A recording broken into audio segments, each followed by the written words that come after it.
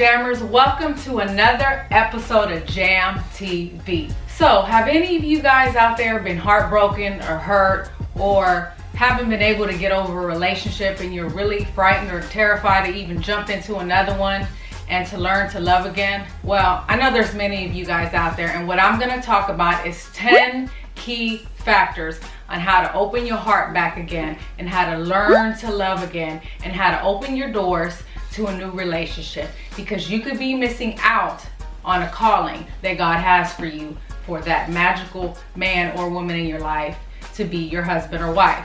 So Jammers, stay tuned for 10 key factors on how to fall in love again. Check it out. Now, we all know that breakups and divorces are very tough on the heart, and it's hard to trust again, and it's hard to want to get back into another relationship. But I got 10 key factors that will help you recover and get your way onto dating again. So check it out. This is what I came up with. Number 1, remember that you're lovable. Get 2 friends to tell you something that they like best about you. Let them write it out, and just know that you're cared about, and you need to give yourself self-love. And by doing this, getting your friends to write 2 things that they love about you will help you remember what is good, what you have to offer to somebody, what attributes you have to offer. Step 1, remember that you're lovable. Now, step 2, identify your love patterns. Now, do you keep attracting the same kind of people? If you do, and I know many people that do, and usually when you keep attracting somebody that has the same attributes as the other person, then now it's become a problem within you. There's something wrong that you're doing by attracting these same kind of people. So I suggest talking to a therapist or a counselor and seeing what kind of love patterns or what kind of attributes you're attracting, and identify why you keep attracting these kind of people. And once you find this out, the next step is to not attract these people anymore. That is step number 2, identify your love patterns through a therapist or a counselor and so forth. Step number 3, get fit, Jammers. Now, you know working out releases endorphins that make you feel better, that get stress off you, and overall exercising is good for your health. It's not only going to make you feel better, but it's also going to boost your confidence. Your confidence will increase, and it's going to make you more irresistible. So that's the next step, get fit. And not just to look good, but for your health, Jammers. Go ahead and do it. I work out 5 days a week, and it really helps me to relieve stress. So that is a very important factor, not just for the love department, but for your health. Now we're on to step 4. Do what you love to do. Now, a lot of us, when we get into relationships, we forget to do what we like to do. Hobbies such as painting. If you like to paint, go paint. Whatever it is that you enjoy to do. I like to eat. I like to try different restaurants and go out to eat and things of that nature, and that's something that I enjoy. So one thing that we neglect when we get into relationships sometimes is that we don't do what makes us happy. So that is another key factor, is to go do something that you enjoy. This will bring you back to who you are, and you will realize the things that you were missing and what you enjoyed. Don't let yourself go in a relationship. Meaning, a lot of people, when you get into a relationship, you do so much what the other person wants you to do that you forget to do what you like to do. So take some time out and do something that you enjoy. Number 5, take your time. When you get out of another relationship, you do not want to just jump into the next relationship. And a lot of people think that that's going to help and that's going to work to forget the other person. But I'm going to tell you right now, that don't work. You end up getting with somebody else that may be like the last person, and you don't take your time to check them out, and then they may hurt you again, and guess what? You've fallen back into that love pattern, and you created and found someone that was just like your ex. So you need to take your time. During this time, you need to learn who you are. You need to do some self-searching. So from experience, what I did was I was like, you know what does Jay like to do? What do I really like to do? So I did a lot of soul searching, and I started traveling, and I started doing things with my friends, and I started getting back into my hobbies. I started recording more music.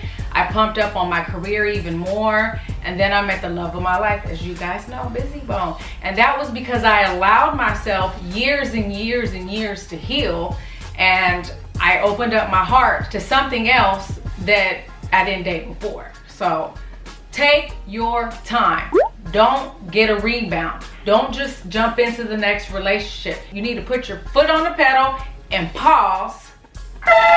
Take time to know who you are. This is the time that you enjoy being single and enjoy living life and taking things at your own pace. So don't jump into another relationship because you feel you're so lonely and it's just gonna take away the pain from your previous relationship, because it's not. In fact, it's going to mess up that new relationship.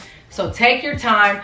Don't jump in and get into a rebound relationship. Key number 6, pay close attention to your intuition. Now, you know, some of you guys have been on some dates, and off that first date, someone does something, you're like, there is something off about that person. When you get that feeling, cut it off. Don't continue. Your gut feeling is telling you something's wrong for a reason. That's what you gotta do. You gotta omit any negative thoughts. If you get any negative vibes or feel something funny about that date, cut it off. Don't give it another try. Don't continue. Life is too short to continue something that starts off bad. Let me tell you something, jammers. Something my mother always told me. If it starts off bad, it finishes bad. So cut it off. On to the next key step. Number 8, take small steps. What I mean by this, jammers, don't send lengthy, long emails or spend 3 or 4 hours on the phone talking about your past. Take your time with this. Don't rush it. Don't give too much off bat. Don't say too much off bat. Just go with the flow. Go slowly and enjoy the new relationship, and just take your time, because when you rush into things just don't go right. So take your time and just chill. Show that you have respect for yourself by reserving the most precious parts until you're ready. So don't give too much of yourself off top. You want your date to really want to know more and more of you. So just give a little, but don't give all. Next key step, don't become sexually active until you're ready. Now for women, this is especially to you women, because women, we tend to get attached. Sorry fellas, but y'all can hit it and quit it and go to the next. Not saying the females can't, but men in general are kind of like, wild lions. Women, we release a hormone called oxytocin, which is the same hormone we release when we have a child. So that is why women in general become attached to the male that they sleep with, is because that oxytocin hormone gets released. So until you're ready, until your head game is ready, don't sleep with nobody. Don't let them pressure you. Don't let them make you not wear protection. Do what you want to do and feel comfortable with. So take your time having sex until you're ready. Number 10, jammers, talk about your feelings and needs. When you get into a relationship, now in midlife, I've seen this happen. When a lot of women expect something from their partner, but they never told them what they expected, so then they get mad and then they start harping about it, and then things don't go their way and then they end up breaking up.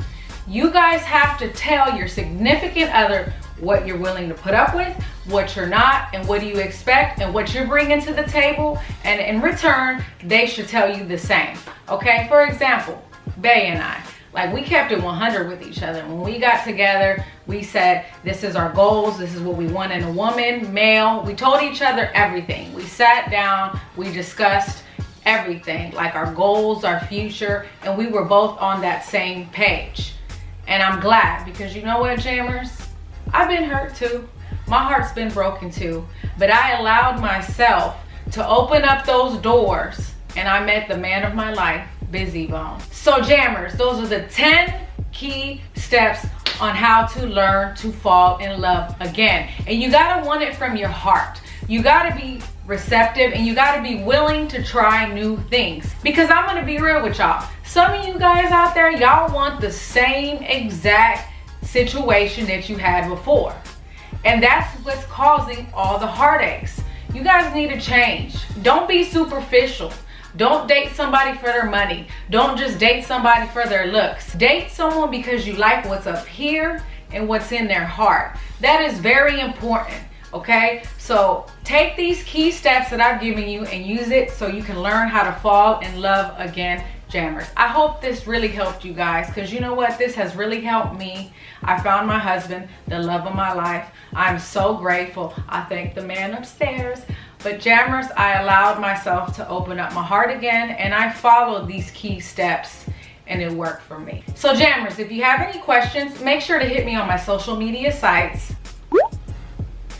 and let me know your questions, and I'll try my best to help you out. And Jammers, if you haven't gotten Bay's Carbon Monoxide, make sure to get it on all streaming platforms.